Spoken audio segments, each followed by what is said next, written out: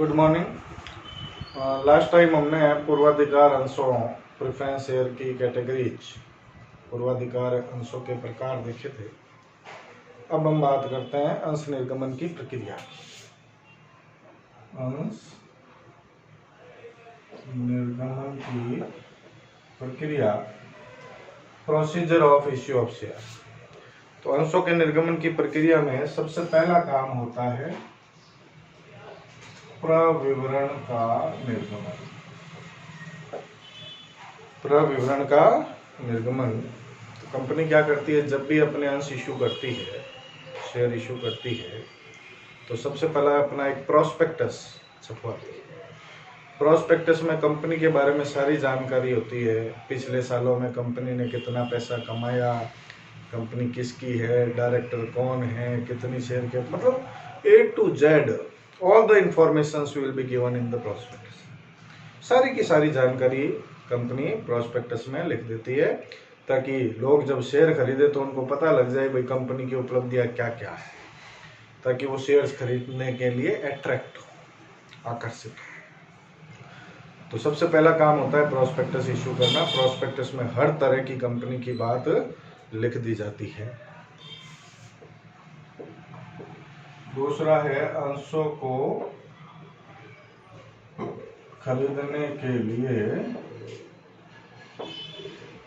आवेदन प्राप्त करना। अब लोग जब क्या है कि उस प्रोस्पेक्टस को देखेंगे, पढ़ेंगे और उन्हें मान लो किसी कंपनी के शेयर्स खरीदने हैं, पैसा इन्वेस्ट करना है, तो वो लोग क्या करेंगे, कंपनी को आवेदन करेंगे। अब आवेदन कैसे करेंगे, आवेदन का प्रोसीजर क्या है। मान लो अभी कंपनी का एक शेयर 100 रुपए का है, कंपनी ने पैसे 4 टुकड़ों में मांगे। एप्लीकेशन, अलॉटमेंट, फर्स्ट कॉल और सेकंड कॉल। मान लो एप्लीकेशन पे 20 रुपए मांगे हैं, अलॉटमेंट पे 40 मांगे हैं, फर्स्ट कॉल पे 25 मांगे हैं और सेकंड कॉल पे 15 मांगे हैं।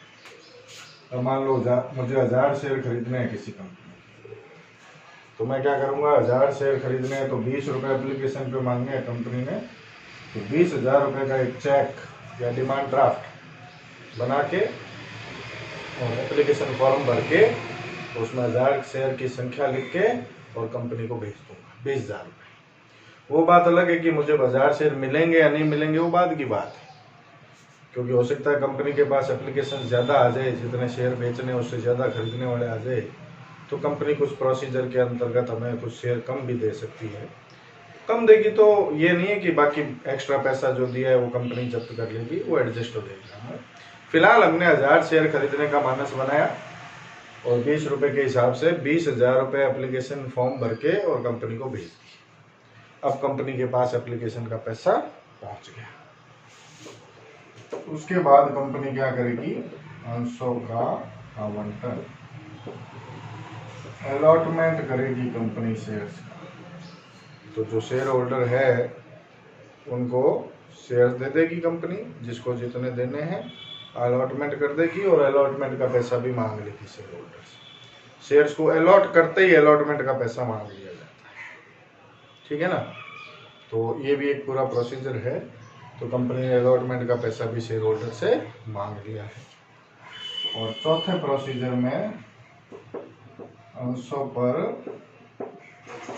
मांग राशि, ये जो फर्स्ट कॉल और सेकंड कॉल के पैसे हैं ये भी कंपनी मांग लेगी, लेकिन हाथों हाथ नहीं, शेयर होल्डर को कुछ समय दिया जाएगा। तो समय मिनिमम 1 महीना तो देना ही पड़ता है, 1 महीना या उससे ज़्यादा टाइम देके और कंपनी जो है उनसे फर्स्ट कॉल या सेकंड कॉल के पैसे मांग सकती है। अब इस संबंध में कुछ नियम भी है। जैसे एक तो नियम है, जैसे अंशों के आवंटन से संबंधित है न्यूनतम अभिदान,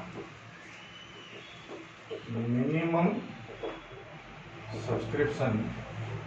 कंपनी यदि कोई नई कंपनी है और नई कंपनी ने अंशों का निर्गमन किया है, तो ये जरूरी है कि उस नई कंपनी के कम से कम 90% अंश जनता द्वारा खरीद लिए जाए। यदि जनता ने 90% या उससे कम अंश खरीदे हैं 90% से कम अंश खरीदे तो उस कंपनी को व्यापार चालू करने का सर्टिफिकेट ही नहीं मिलेगा। तो ये न्यूनतम अभिधान की शर्त बहुत ज़रूरी है।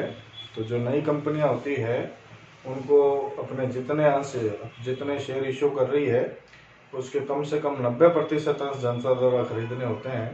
तो इसके लिए फिर कंपनी क्या करती है, अंडरराइटर्स, अभिगोपक जो होते हैं उनकी सहायता लेती है। अंडरराइटर्स दलाल होते हैं एक तरह के, उनका काम ही यही होता है कि कंपनी के शेयर्स को बिकवाते हैं, वो बदले में अपना कमीशन लेते हैं और कंपनी को ये गारंटी देते हैं कि यदि मान लो जनता ने अंश नहीं खरीदे तो हम आपके अंश खरीद लेंगे। तो ये अभिगोपक का काम होता है, तो उसमें कोई समस्या है नहीं, वो बात की बातें हैं। इसके अलावा कंपनी जो है आवेदन पर जो नियम है ये सारे ध्यान रखने हैं। कंपनी आवेदन पर कितने पैसे कम से कम मांगेगी। आवेदन पर अंकित मूल्य का कम से कम 5% राशि मांगनी जरूरी है। जैसे 100 रुपये अंकित मूल्य है तो कम से कम 5% राशि जो है वो कंपनी को मांगनी जरूरी है।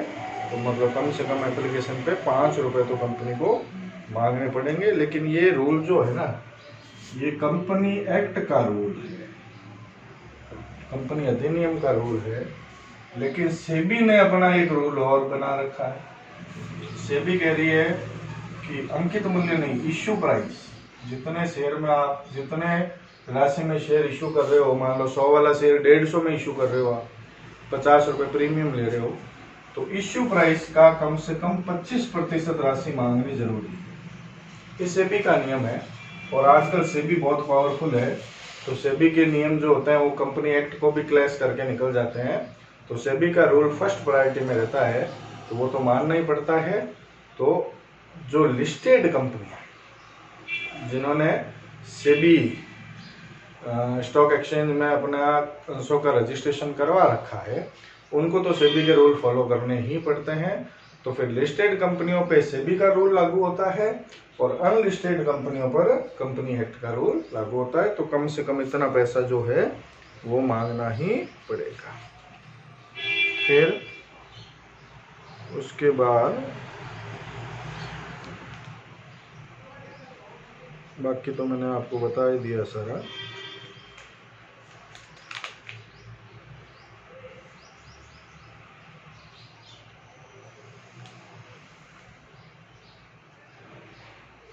एक होता है देखो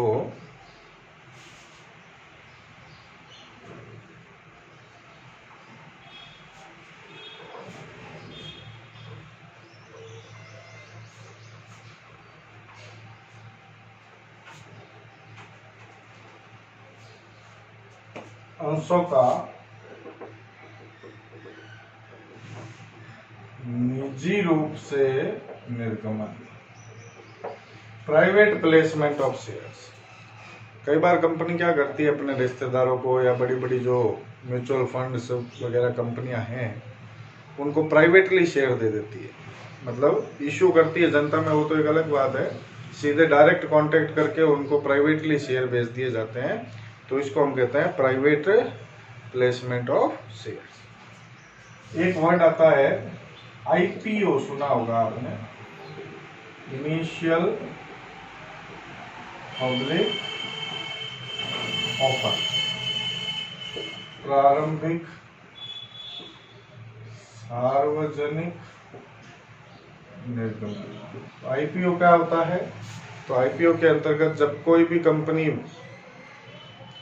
फ्रेश इश्यू करती है शेयर्स का, नए अंशों का जब निर्गमन करती है, तो उस फ्रेश इश्यू को हम कहते हैं इनिशियल पब्लिक ऑफर या आईपीओ कहते हैं। ठीक है ना। उसके बाद में